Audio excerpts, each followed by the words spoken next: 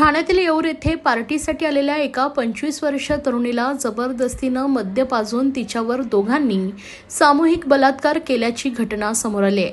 हे दोघे एवढ्यावरच थांबले नसून त्यांनी पीडित तरुणीच्या कार्यालयातील महिला व्यवस्थापकालाही शिवीगाळ करत तिचा विनयभंग केल्याचा प्रकारही यावेळी घडला असल्याची माहिती पोलिसांनी दिली आहे।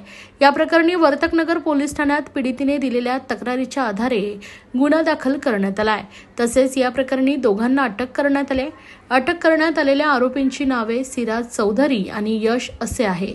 नवी मुंबई शहरातील एका कंपनीत काम करणाऱ्या महिला व्यवस्थापकाने कार्यालयातील कर्मचाऱ्यांसाठी ठाण्यातील येऊर येथे मंगळवारी पार्टीचं आयोजन केलं होतं। या ठिकाणी महिला व्यवस्थापक आणि तिच्यासोबत काम करणाऱ्या 3 तरुणी आल्या होत्या।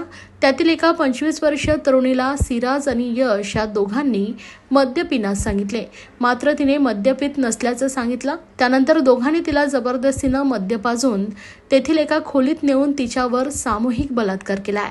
तसेच पीडितेच्या व्यवस्थापक महिलेचाही त्यांनी विनयभंग केला। या दोन्ही पीडित महिलांनी दिलेल्या तक्रारीच्या आधारे वर्तकनगर पोलिसांनी गुन्हा दाखल केलाय। वर्तकनगर पोलीस ठाण्याचे वरिष्ठ पोलीस निरीक्षक राजकुमार वाघचोरे यांनी या 2 आरोपींना अटक केल्याचं सांगितलंय।